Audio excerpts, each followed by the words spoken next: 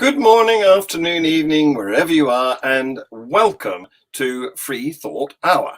Now, first of all, I want to introduce my co-host, Tricia. You know her, you've seen her before 2 or 3 times, but here she is. I want to thank her.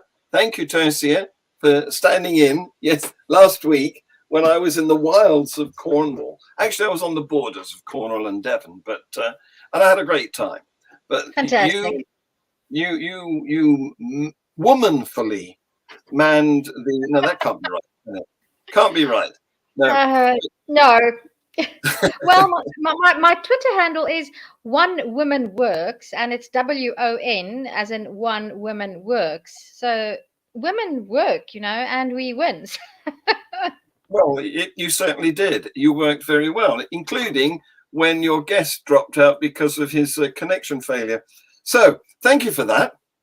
Shall we introduce our victim for tonight?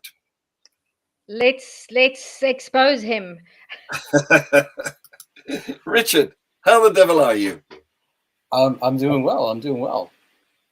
How are you guys? Great. Yep. Well, we're okay, thank you. I'm answering on behalf of everybody. The only one that's not okay is our producer tonight. So I'm doubly doing presenting and producing. So if it all goes wrong, that's my fault. But yeah, I know how challenging that can be. I want to tell our audience that Richard is a very interesting guy. He's got a story to tell about how he escaped from his childhood faith, and he's turned into an ecologist. So I used to teach ecology many years ago. So we have a bit to talk about. Richard, would you like to tell us how you began in whatever aspect of Christianity you were raised? Yeah. So let's see. I was thinking through this story just a couple hours ago as I was preparing mentally, and I think it really goes back to my parents' story in so many ways. In particular, my dad's story, but both of my parents. So my father was actually a Mormon. He was a member of the Mormon church. Not so much when he was young, but from age 12 to 18, he got very serious about that religion. And by the time he was 18, he was already planning to go on his 2-year mission, which I don't know how much you know about the Mormon church, but I believe this is still the case. Most young men, and I think some women as well, when they're around 18, 19, those that are very serious about, moving up in the church and just following the faith, they will go on a 2-year evangelical mission, basically, to spread the faith, to proselytize. So he was scheduled to do that, and I guess when he returned, he was going to be an elder in the church. We have them come round our houses, and they're very smartly dressed, white shirts, collar and tie, young men who they've obviously been trained in how to do this door stopping, and it's a thankless task, because I'm sure that most of them get turned away. I would imagine so. It's probably still the case. Richard? Yes. I can't remember. When they go on this missionary, this 2-year mission, don't they have to fund that themselves as well? The church doesn't fund it. Am I right? I don't. I know about the mission, but am I right in saying that? So the person going on this mission has to fund the living costs and whatnot while they do working for the church? Probably. I don't know all the details about how it was done back in like the 70s when my dad was preparing to go, and I'm not certain about now, but that sounds familiar. Like just the idea of having to raise funds, I guess similar to the way a nonprofit would have to go around raising funds. That does sound familiar. The Mormon church could certainly afford to send them, but yeah, I think my dad hasn't talked to me about that part. I think it's very interesting. He around that time, he was trying to convert his cousin, who was a Christian of the Baptist tradition. My dad was trying to convert his cousin to Mormonism, and his cousin had some challenging, like, skeptical questions about the Mormon faith, which kind of sent my dad on a journey of investigating his religion. And the more he looked into it, the more it kind of fell apart for him. So that led to him leaving the Mormon church, and he began searching for something better. And for him, that initially led him to Christianity, in particular to a Baptist church there in his town. And so where do you fit in, Richard? Were you born at this stage, or had he already moved away from Mormonism when you came along? Yeah, I came later. So he left Mormonism, converted to Protestant Christianity of the Baptist stripe, and then I got pretty serious about that fairly quickly. Wanted to be a preacher of some type. Went off to a Bible college, which is basically an undergraduate school training people to be pastors, missionaries, evangelists. And while he was there, he met my mom, and she wanted to be a missionary. I think by the time they met, my dad was also thinking about doing that. And they got married not too long after that, and made the decision to eventually go to Utah. My dad actually wanted to go there and proselytize Mormons and hopefully bring them back to a reverse, the real faith. This is sort of de-missionary. Yeah, and he certainly, I don't think he got shunned in the way that some people do, like from cults or things, but he definitely was held at arm's length by some family members as a result. Because not only had he left the Mormon faith, but he was now trying to pull people out of it. And so that wasn't looked upon very favorably. But yeah, I came along early 80s. They've been married for a few years. And around the time I was born, they were actually through an independent fundamental Baptist agency that helped to coordinate missionaries all over the world, including in the United States. They were raising funds, which typically around that time, and I think it's still similar today, they would go and visit a lot of small churches or just churches around the country and ask them for monthly support, essentially monthly financial support. Yeah, can I stop you there a minute? Yeah, Richard? go ahead. I want to bring in Tricia here because I know that some fundamentalist, probably Baptist, certainly American evangelical types have been doing missionary work in Africa. Particularly, I'm aware of it happening in Zambia and also in Uganda. And Nigeria? Yeah, probably. What they've done there is put about anti-homosexual policies, and those countries have adopted them. So they're having a malign influence, in my view. You know, my husband and I just had this long conversation last night. There's a podcaster and also quite a good documentary that you can watch. It's on the BBC. It's Edward Gold, Andrew Gold, and it's about exorcisms in Argentina.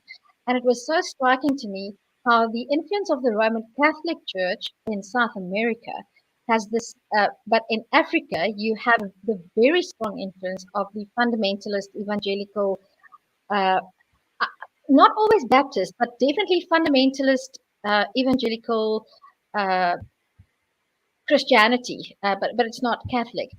And it causes this extremely toxic brew because there's something in the traditional African belief system of the forefathers and spirits and animism that is so deeply ingrained. And when that fuses to fundamentalist evangelical Christianity, you get a really dangerous virus. Wow. And just in the street that I live in, there are 3 brand new evangelical independent type fundamentalist churches. Wow.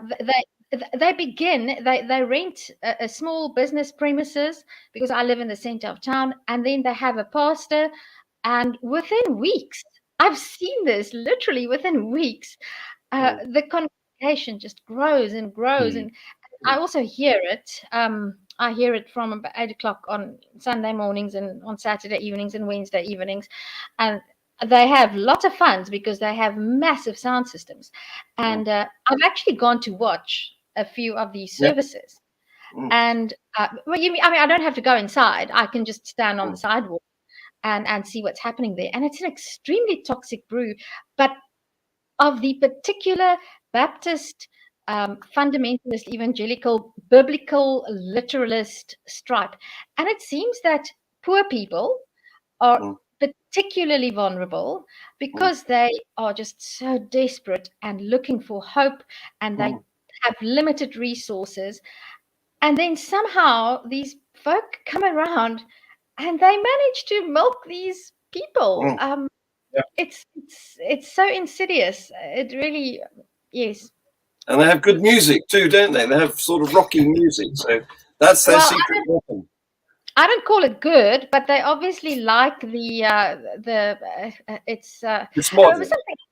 And something that I've seen. And actually last week I asked one of the because they were making such a racket for the Day of Ascension. I don't know if you celebrate the Day of Ascension but it's a big thing in South Africa. And they were making such a racket, and I said, can you just sort of I don't feel well, please, just, you're very loud. And one of the things that they do to get people involved, especially young people, and this works so well in Africa because almost everybody's a wannabe, and the greeter at the door actually said, we use this opportunity to get young people who want to sing and play musical instruments, and who want to embark on a performance career as a gospel singer. And that's literally their modus operandi. So thank you for sending us those American missionaries to Africa. Please, could you do something about that? I'm going to build a wall. So Richard, we have to move on to where you finally, I don't know what you're going to call it, lost your faith. Is that the expression you're going to use? Or because a lot of people don't like that expression. I think what I've started using recently is moved beyond. So I heard someone else use a similar expression, and I like that because it doesn't focus as much on the negative or on the loss. It also mentions kind of what you're moving towards, like you're moving towards something. And I guess I took a little bit too much time at the front end there, but basically I was raised Baptist, so I was raised Christian, and I was in the Baptist church up until part of my late 20s, right around age 30. And then around the time I got married, I went into joined a Presbyterian church. And I think I talked with you, John, a little bit in our preliminary, that in a sense was a little bit of like exercising. I exercised a muscle in that. Like it was a different paradigm. There were some significant differences in the way they governed the church, and some of the doctrines were different, even though it was within Christianity. But it kind of flexed a muscle in a sense. And the pastor I had there also, and to this day, I would still go grab a beer with him, just a very kind human. But he had a particular skill at taking the Bible and kind of enculturating it, putting it on the ground, so to speak, and such that you could really imagine yourself in a similar situation in your own culture or in your own city. So like really bringing it home. So it's that combined with kind of flexing that muscle of examining my faith, but still within it. I think that started some of the process, combined with just some personal issues and doubts that I had had for a long time, and just things in the Bible I had noticed over the years that I was like, what is that doing in there? What is this about? And it just found ways to kind of push it down, or not think too much about it, or find a way to explain it away. And this, like for me, kind of the process of leaving, like even though in a sense it was happening for years, like kind of 2019 was really where it really started all kind of coming to a head, and where I really started realizing that that's what was happening, that I was re-examining my faith in a very fundamental way that I had not done before. It was kind of a confluence of different things that led to that. One was I have kids. At that time I had 3 children, or actually no, I had 2 at that time. I've had 2 since then. But my oldest was getting to the age where I would have started teaching her about the faith. I started teaching her about, and I lacked a bit of confidence at that point. It's like, is this what I really want to teach my daughter, my Can I children as they're growing up? Yeah. can I ask Richard? I want to ask you two things. Would you say that studying the Bible was a contributing factor to your deconstruction, deconversion, or moving beyond? That's the first thing. And secondly, it's interesting to me that you mentioned that teaching your daughter. How old was she at the time? See, at the time she was about 3, so she You know, was, yeah. I find that so interesting because I experienced the same. In fact, it was a question of my daughter, and I'd like to know whether you had the same type of thing. The logic of this for my daughter was 4 when I emphasized how grateful we should be that we are healthy and that we can play outside and that we have everything we need. And then my daughter said, but what about the kids who don't have everything they need and who Yeah, can't play outside? good point. And yeah, I didn't know what to say, because I said God loves us so much. He blesses us so richly with so many things. And then she said, yes, but what about the kids who don't have fathers and mothers who love them and don't have a house to live in and aren't healthy and can't play outside? Doesn't God love them? And it took two things. A 4-year-old in the Bible. Did you experience the same type of thing? Not exactly the same. Like my daughter wasn't asking me those questions, but I think I'd heard, tales from other parents enough that I knew to anticipate some questions. And honestly, I had already wrestled through a lot of things like that Okay. myself, and I don't know that I had ever been able to come up with an answer that really satisfied me in a deep way. But that was like those type of questions about the justice of God, like, were part of what led me to question it much deeper. I've compared it to, I've used the analogy before of, like, if you have a rubber band that you're holding taut, then on this one side you have kind of the macro level character of God, like he's all knowing, he's omniscient, he's all powerful, he's perfectly just, he's supposed to be perfectly loving, all of these things. He's always honest, never tells a lie, always keeps his promises, etc. So you have that on this one side, but then on the other end of the rubber band is what he actually does in the Bible. And like, the more I was comparing, like, the more I read the Bible and critically and looked at it more as objectively as I could, like, the more I had to face the fact that what he was doing was less and less consistent with the character I was told he was supposed to have. And eventually, for me, the rubber band snapped. Yeah. Yeah. The Bible is such a good recruiting tool for atheists, isn't it? Yeah, it's interesting that I think I've seen it. I don't know if it was a Gallup poll or a Barna survey, but atheists tend to be much more biblically literate, at least than your average Christian.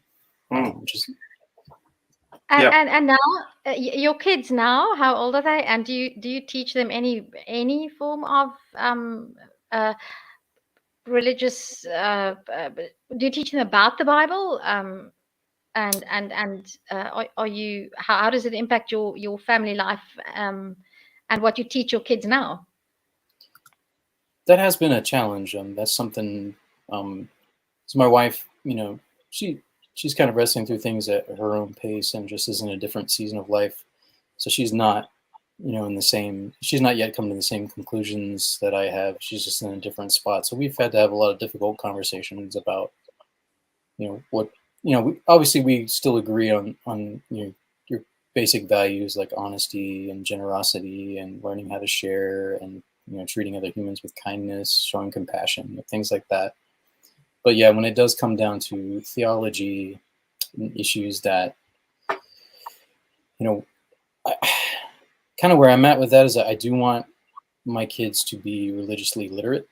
I want them to be aware of what, especially the major religions, like the most popular ones, but also some of the less popular and even some of the ancient religions as well, including those that were contemporaneous to Christianity, to Judaism. I want them to know about them, and I want them, not just because that's an aspect of human history and human tradition, but so that they can look at that critically for themselves, so that they can compare those different philosophies with, say, humanism, for instance, or just other forms of philosophical thinking, other moral traditions, etc. Like I want them to be able to think through that critically for themselves, and I hope that I don't pressure them too much to go any particular direction, but more encourage them to be free thinkers. I hope.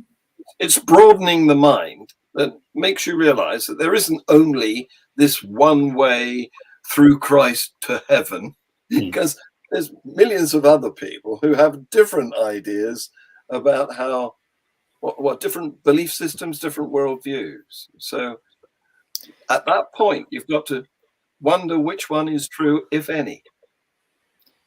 Yeah, and that's actually. Oh, sorry. Were you going to say something? No, I'm just agreeing.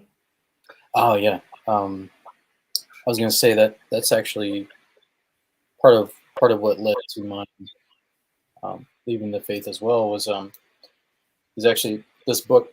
It's just an encyclopedia of mythology, the Illustrated Encyclopedia of World Mythology.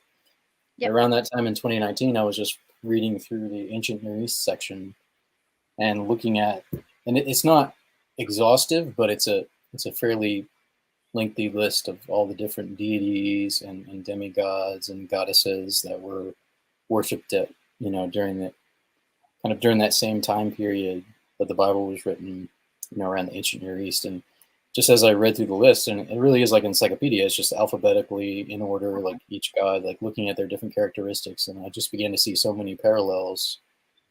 And that kind of started me on a journey of like,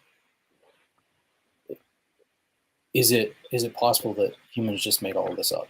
Yeah, question. Yeah. I want to tell you about a little cartoon show that I watched with my younger daughter yesterday. It's called Boss Baby. Oh yeah. I don't know if you've seen. Have you seen Boss Baby? It's on Netflix. Yeah, I've seen the first one, I think. Yeah. Well, there's an episode that's called Imaginary Friend, and it's well worth watching because there's laughs all the way through it, but it makes you think. And my daughter says she's watched several of these Boss Baby cartoon series, and they do make you think. And the questions that are popping up into your head are things like, what's the difference between God and an imaginary friend? And there isn't an answer. Yep. So this is the sort of thing that we want to get more of. We want to get more of that out there. I've become a Boss Baby fan and a Boss Baby promoter now. There you go. I'll have to check it out. Richard, John, I mean, you is it? I want to find out a little bit more about your branching into. It must be the red wine. It's okay. The nature stuff that you're the ecology. Yes. And so I'd like to ask you about that, and whether you were always interested in ecology, and how that whether being religious or not has changed the way that you look at the natural world at all.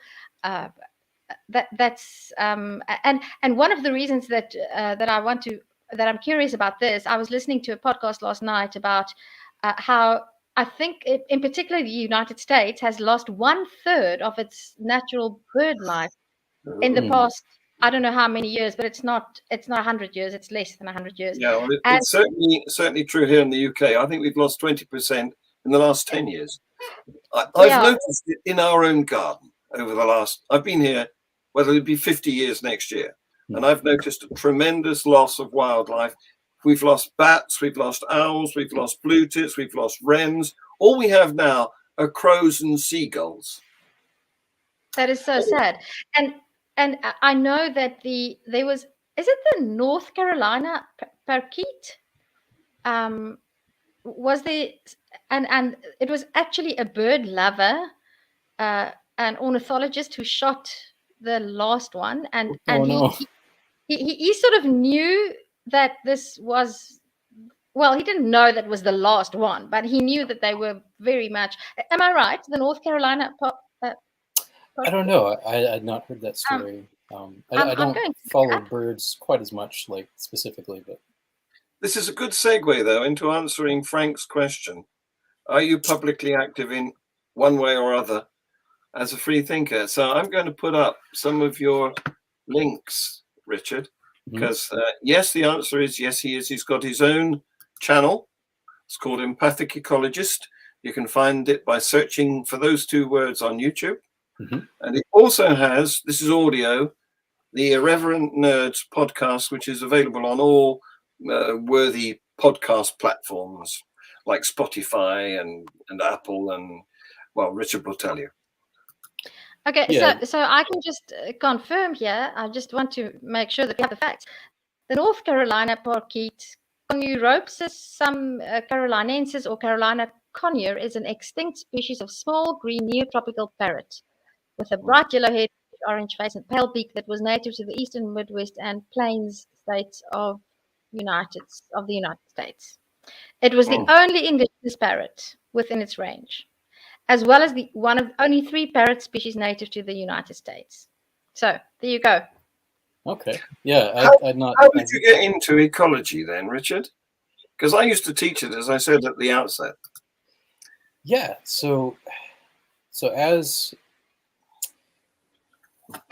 and really, it's still an ongoing process. I mean, it's relatively recent for me, but as I've been recovering from religion, shout out to Dr. Dale Ray. I believe you guys have had him on. I noticed. Yep. Like as I've been recovering from that, and it's been a real struggle to find a sense of meaning, sense of purpose, as well as like rethinking my foundation for morality, like and ethics, like interpersonal ethics in particular. And part of where that has led me is like back to about as basic a level as you can get, like in particular thinking about morality. And like now I currently have just a personal theory that human cooperation is in many ways the foundation for our moral systems, our systems of ethics. But that one thing that came tumbling down as I was leaving my faith was the superiority of humans, like the idea that we have a special relationship with the divine. We are created in God's image in a way that no other animals are. The very Greek idea that we have like a soul, an internal soul, whereas other animals don't. And we have dominion over the other animals. Yes. Yeah, like that. I mean, I say tumbling, like it took some time, but like as I began to think about, well, wait, if I'm not created in the image of God, if I just either was created with the same status as all the other animals, or if I just evolved, the way that all other animals did, like that means humans, even though we might be unique in some ways, we're not any more valuable. We have no more intrinsic value than any other living thing on this planet. And so we're arrogant, though. We are. Which there may be some evolutionary benefit to that in some sense of like, I mean, obviously, if your species is going to survive, you probably should think it's more valuable than another species, just strictly in terms of survival and competition. Yes. So I suppose that's where some of that comes from, but religion kind of ramped it up to another level of like, wow, we've been bestowed this status from God himself. Yes. And as I realized that that's probably not true, that I feel like in a lot of ways, like opened me up to care about other animals and just other living things on this planet in a way that I'd never had before. And kind of part of my process, like even as I was seeking, perhaps other potential forms of spirituality, such as pantheism or things like that, where there's just an emphasis on experiencing what is, and that they're just your connection with other living things. But then I've always had a love for science, like even, way back to when I was a kid. And I feel like now that it's just a combination of having young children who are always asking questions and are just inexorably curious, combined with now feeling like I don't have to invest all this time and energy with getting to know Jesus, so to speak, getting to know the Christian God. Like I always felt divided. Like if I wasn't spending time reading the Bible, if I wasn't getting to know God, that I wasn't spending my time on the most worthwhile thing. But now it's like I feel like I'm free to explore so many things, and it's like my vision of the universe is just expanded, or my curiosity about it has been unleashed in a sense. So that kind of led to, and kind of where I landed on ecology in particular, is just ecology is essentially the study, as I understand it, and John, you can correct me since you were a teacher, but just the interactions both of living organisms with each other as well as with their environment.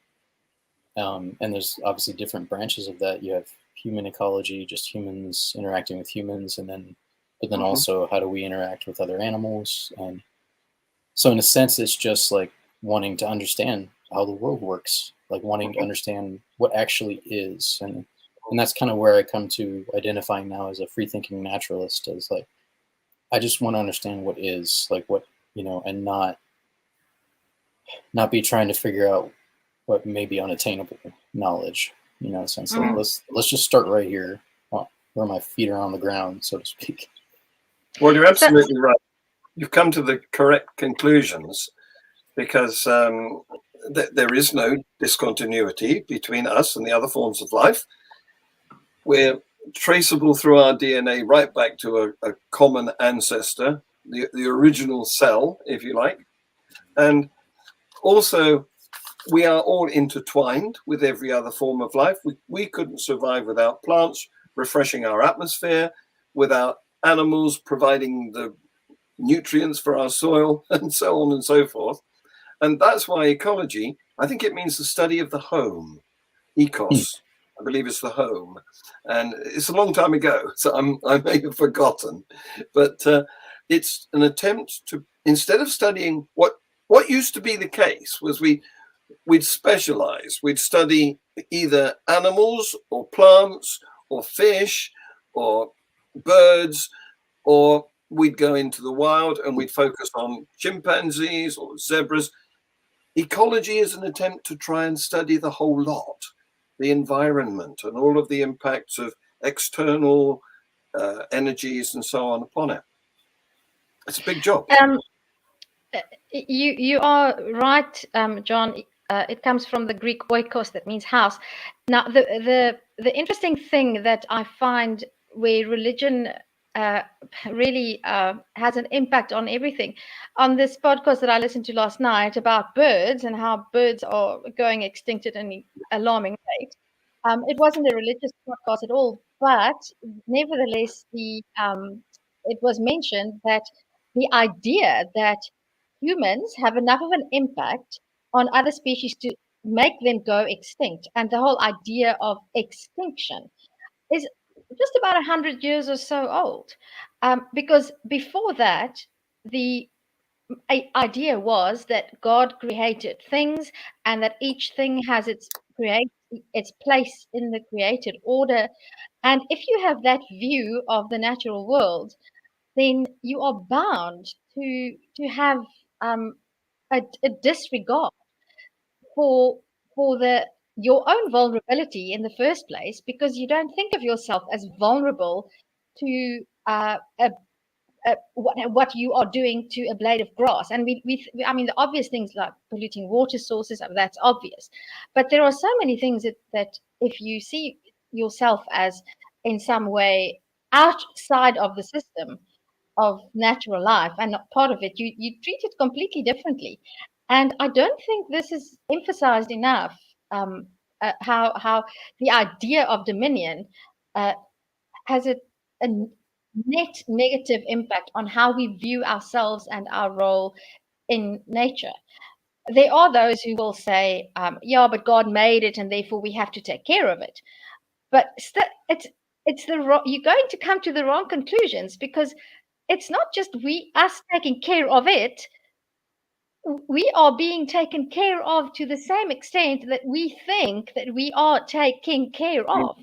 And I think with I mean, you just have to think about the climate crisis. I just want to add that people used to think that the creation was perfect, that God couldn't have done anything wrong. So when it was discovered that species had gone extinct, that was a puzzle. Yeah. Well, but John, God does say that everything was good. I mean, he doesn't say it was perfect. He says it was good. And then Adam and Eve messed it all up. So, that's a whole nother issue. But that is one of the things too, like contemplating the nature of the fall.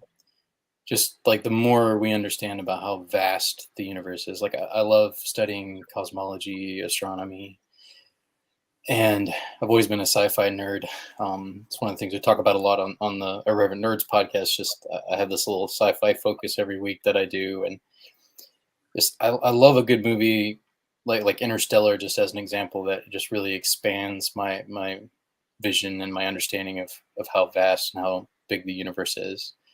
And to think that because in the literalist tradition, like we believed, and I was taught to believe that because, in particular, Adam, ate a piece of fruit, essentially, somehow the entire universe was corrupted. And back then, when that was written, obviously they had a very much smaller concept of how big the universe was. And now we know so much more about how vast it is. And to think that one human eating an apple, now I know it doesn't say it was an apple, but eating a piece of fruit could have somehow messed up the entire universe. I'm like, what? And you're also right about the importance of being a social animal. If you study animals, then you find out that once they've learned to live in larger tribes, they can do more, they can achieve more. They can, if they're predators, small predators can club together and bring down big prey. And this is your idea of cooperation, which is where our morality comes from, because we all want to cooperate with each other innately, and hurting somebody, that's a sure way of losing their cooperation. Oh yeah, and this is where kind of connected to cooperation, and I don't know which came first, the chicken or the egg, so to speak, but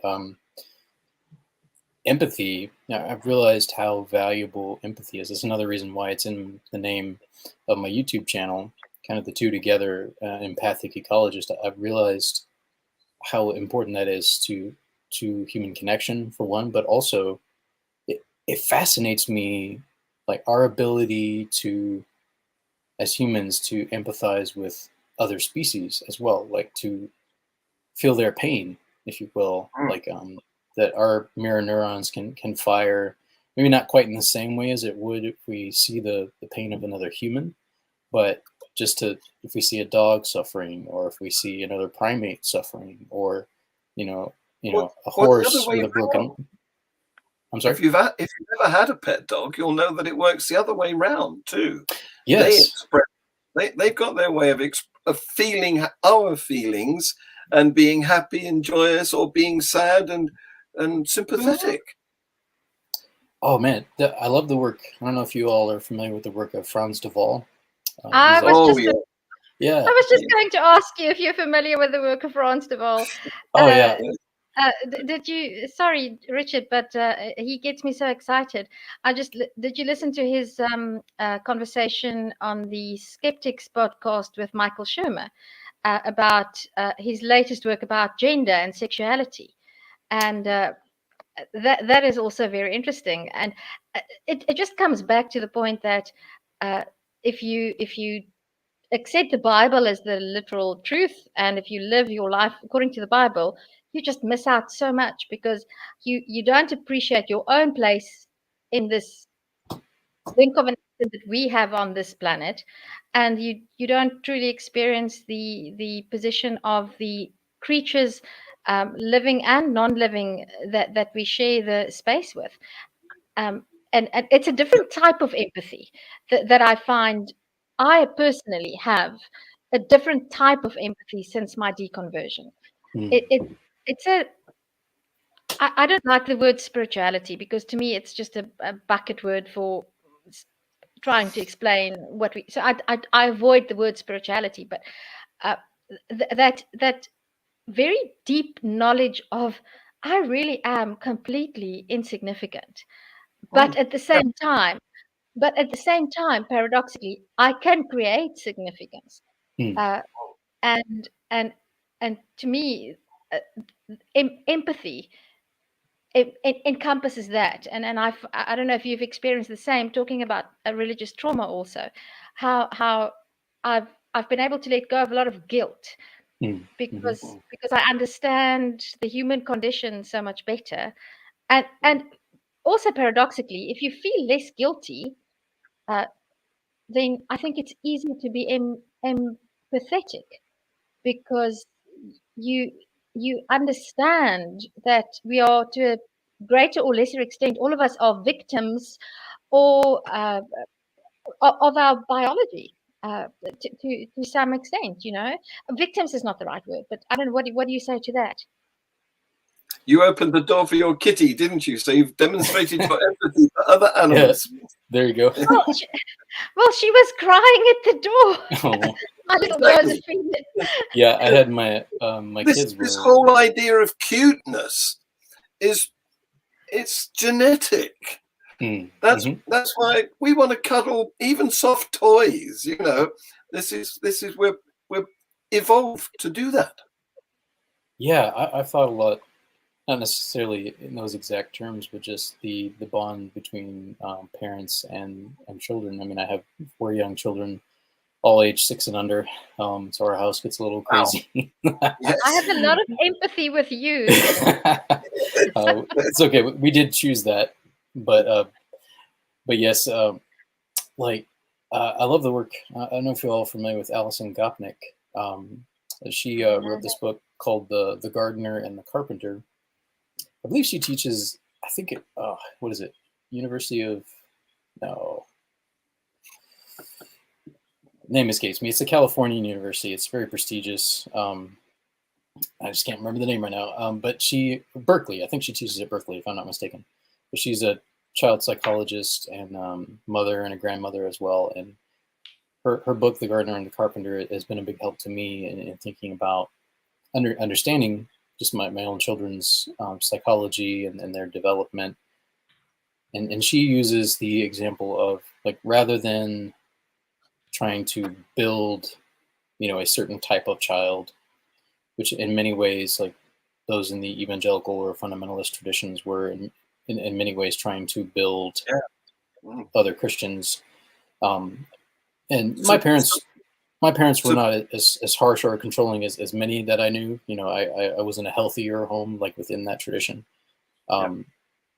But I heard stories and I had friends who were not so fortunate. Because it's like trying to control and produce a certain type of human, if you will. And I've interviewed some of those victims of control and an attempt to reduce the self-esteem of children right from day one, so that they're submissive and think they're worthless. It's horrible.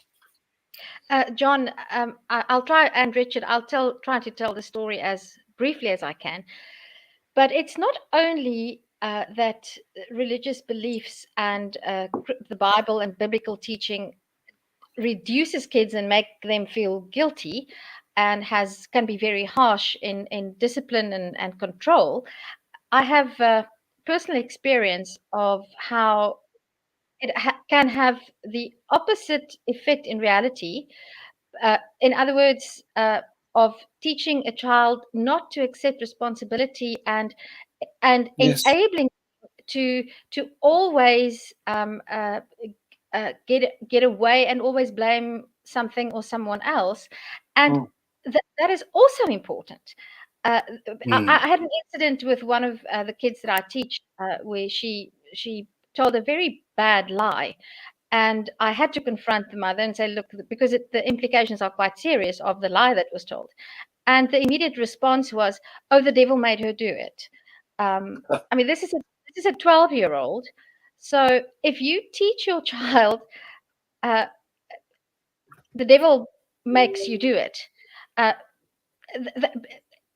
it's another way of abuse, because you never give the child the opportunity to learn how to accept responsibility and how to not lie, but not because God's going to punish you or the devil did you do it, made you do it, but because it has bad consequences for you and the people around you. So it has that side too, you know. It's just overall poisoning. It poisons everything. On that, that makes me think of something I realized recently. If you start with the assumption that there's only one God in the Bible, you know, I mean, historically, skeptically, that's debatable. You know, you might have multiple deities that kind of got synthesized into one. But if you start with the kind of the Trinitarian assumption, like this is supposed to be the same deity, and you look at how he acts across the course of the Bible, it just hit me recently. I was like, he's a narcissist. He's a cosmic narcissist. Because he and a genocidal maniac, don't forget. Yeah, and like he never accepts any genuine responsibility for any of the harm that he causes. Like he may say, yes, I did that, but it's always because his people deserved it, you know, because humans deserved it, you know, because they're so evil and wicked. They don't love him properly. They don't worship him properly. They don't praise him enough. They don't keep his commandments, et cetera, et cetera. You know, he never accepts any responsibility for any of the harm that he causes. Always in the blame. Yep. Yeah, so it's like, but at the same time, like, oh man. So this, like, before I came to that particular term, like I realized, and I've seen so many other people who recently come out of Christianity come to the same conclusion that this God is abusive. It's like an abusive parent or an abusive spouse, where yes, he does do kind things, like he, you know, gives you food, you know, provides shelter, etc., gives you life. But then, as you mentioned, like he's consistently tearing you down and saying, without me, you're worthless. Without me, you're worthless. Without me, you're worthless, which is what a narcissistic abuser does. Gaslighting. You know? Yeah. But that's really hit me, and that I guess in some sense, like realizing that is, because there's definitely on some days more than others the desire to go back, if for no other reason than to reestablish social connections. Is that the loss of that, or at least of the same level of connection as I used to have with Christians, you know, because most of my friends were Christians. And even though none of them have shunned me, it has certainly affected our relationships. And yes, that's been very painful, to say the least. Yeah. Well, I'm glad that they haven't shunned you. And I'm glad that you're on almost the same page as your wife. I mean, you obviously are if you've got 4 kids. Is it 4? 4 kids, yes.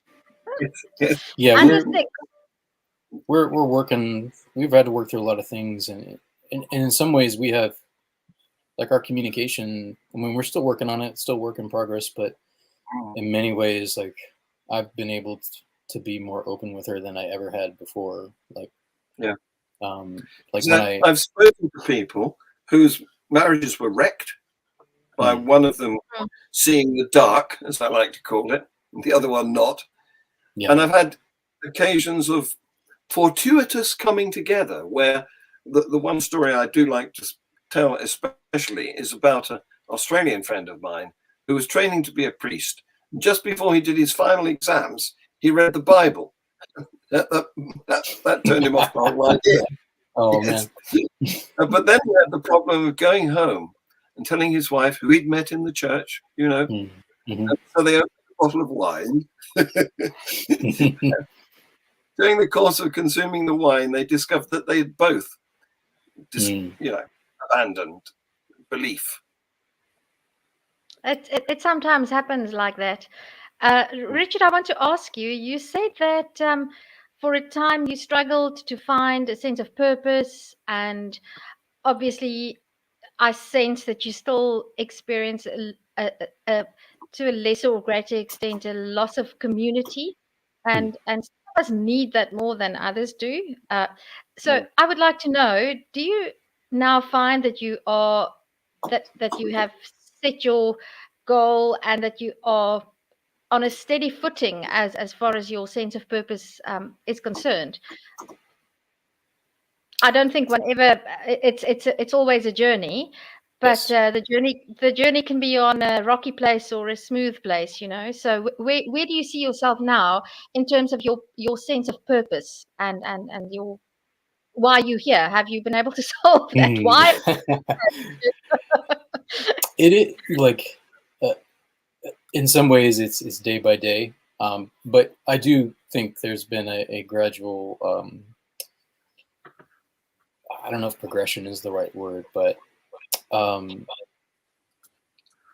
like one of the kind of a core ethic that I landed on, like as I was trying to rebuild my foundation for morality and things, was, to me, it seems like a good starting point, because I realize like you do have to start with some kind of presupposition in any moral system you're forming. You have to start with at least one. And to me, the one that made the most sense was like, I want a moral system that ensures long and healthy lives for as many sentient creatures as possible. Yeah. Okay. And to me, that seemed like a good starting point. And kind of out of that, I mean, like the ones I bear the greatest responsibility for are my children. You know, so there's a lot of purpose that comes from that. Obviously, from caring for my children, and then obviously my relationship with my wife as well. And then probably my next closest community is actually my coworkers. Like I work for a small family-owned company, and we're pretty close-knit group, and they just have, it's a really good work culture there. And so we've bonded in a lot of ways. Like I've been there about 2.5 years now, and that has also been just a really important.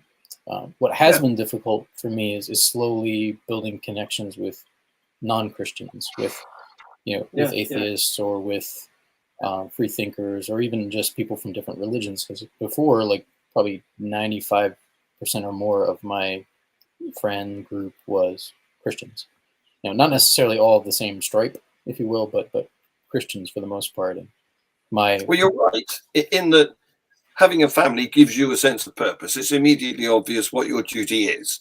And I've got 4 children too, but I did it in 2 batches. So I've never had 4 under 6 at home at one time. That would be heavy going.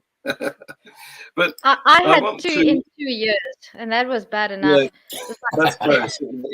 You never stop changing nappies then, do you? Because as soon as you've got one out, if you could see off to the corner here, you might be able to see it. Like there's a shelf full of nappies, if you will. Okay. Diapers, just right over there. But I think that the Christians, and possibly some other religious people too, have actually stolen purpose, and they've stolen morality, and they're trying to take ownership of music as well. Because, well, they think in terms of God's music and Satan's music, and this is all nonsense. These are human fabrications of our own concepts that we've come up with as part of our tribal societies, and stop stealing our stuff. Richard, sorry, go on. Oh no, I think it's kind of brought me back to some of the narcissism of, like, just as I've thought about this, because so much, especially in the more conservative Christian traditions. I know this is not necessarily true in all. Christianity is by no means a monolith. There's more progressive, liberal, if you will, for lack of a better term, groups. But in the one I grew up in, just a very conservative, evangelical, fundamentalist, it's so centered around Jesus. I mean, it is essentially a Jesus cult. And you're taught that Jesus lives inside of you, and yet through the Holy Spirit, and yet you can't see him. So there's this this is very meta, but there's this very weird sense in which you end up centering your life around yourself. You're constantly, whether you realize it or not, are looking to yourself, like, for the answers in a sense, expecting to hear from God, but in reality, it's your own brain. You know, that's it's just so, it can get so twisted, and particularly for men, I think, because the Christian God is a male deity, it can really mess you up in terms of, and just give you a sense of self-aggrandizement. Aggrandizement, how I said that right? Being chosen. Yeah, like, and because you're a man and God is also supposedly a male, it gives you some kind of special status. And Eve was the one who was responsible for the fall. Yeah, but I want to say, and I can speak here because I'm a woman. I'm Eve. Even in the Bible, we are taught that women are stronger than men because Adam was made of dust, and Eve is made out of bone. There you The go. Bible says it, eh? Why do you think that was? Why do you think, had God run out of dust? Well, it depends on which version, no pun intended, of the Genesis of the creation myth that you adhere to. But you know what's actually very interesting, and you might know this, Richard, and John, as a scientist, as really scientists. I'm just a language teacher, but did you know that in the ancient texts, and I'm not going to say in which, in Hebrew or in which Semitic language, and certain mammals actually have a penis bone to this day, and that one of the reasons that in one of the stories about how Eve was created, that part that is translated as from Adam's rib, in the original language, it's actually from Adam's bone, and that bone is actually the penis bone because it took a while for humans to discover that that men don't have a penis bone because they thought, and they are, and I think bears and certain yeah, quite a lot of other mammals do have a penis. Maybe that's where the term boner came from. Maybe. I don't know. Probably, but I mean, it stands to reason. I always wondered about that part. About why the rib? And when I heard that, when I came across that exegesis, that it's not, the rib was translated as rib, but it's actually bone.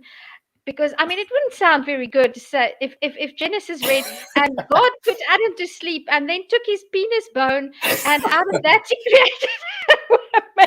Yeah, no, that would make it sounds people so much better to say, and took one of his ribs, and out of the rib. Well, there's a whole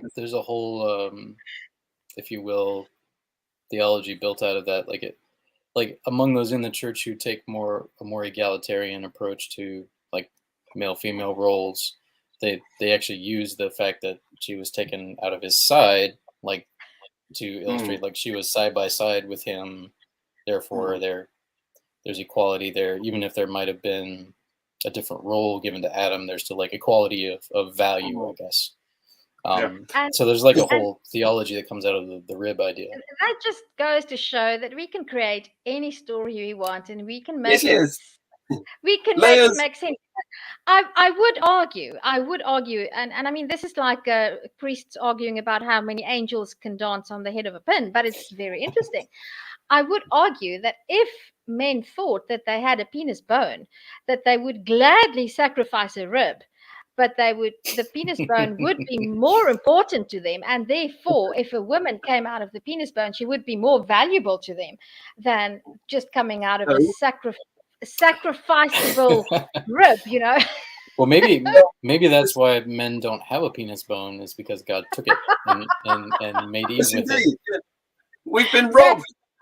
That's better. That is so. I am actually the penis bone. Yes. Well, we made a breakthrough. Yeah, I mean, this is just layer upon layer of nonsense, isn't it? So I'm sorry, guys, but we've run out of time, and we were having so much fun. I just got a couple of minutes to say that I've actually invited Franz de Waal to appear on the show, and he hasn't said no. All he said so far is he's a bit. Yeah, he's too busy right now. But Very I busy. also want, Franz, if you're watching this, there are people out there that want to hear you. we do. Yes, we love you, Franz. Yes. So I And do I will want to speak in plug. Afrikaans. I will speak in Afrikaans because he's Dutch. Ah, I there can you go. understand Ah. him. I can say goeienaand, Frans de Waal. Okay, Nice. right. We'll bring you along then. Okay. So I want to plug next week because I have my favorite ethicist, Blay Whitby. He's been on my show a couple of times before, and he's always got a great deal of interesting stuff to say. And I plan, and I hope that you will join me and take part in this, I plan to get him to talk about abortion, because it's coming right up to the decision being made by your SCOTUS, the Supreme Yes. Court. Yes. That's going to happen in the next couple of weeks. So this will be a very pertinent episode of Free Thought Hour. If I might recommend someone to talk about that, Valerie Tirico. I don't know if you've heard of her, but I know her work. I'm actually familiar with her work. I haven't heard of her in a while. She's also very good with religious trauma. Yes. Or talking about Valerie. I'm familiar with her. I'm familiar with her work. She's Okay. she's had a big influence on me. Abortion is one of the issues. Like, she made one of the best arguments I've ever heard from the pro-choice side, for lack of a better term, like the pro-choice side. It was very well researched, very well thought out argument for it. It wasn't propagandistic. It wasn't simple. It was just a very good argument. But she also has an excellent YouTube series on the psychology of the Christian God, which helped me a lot. So, interesting. Anyway.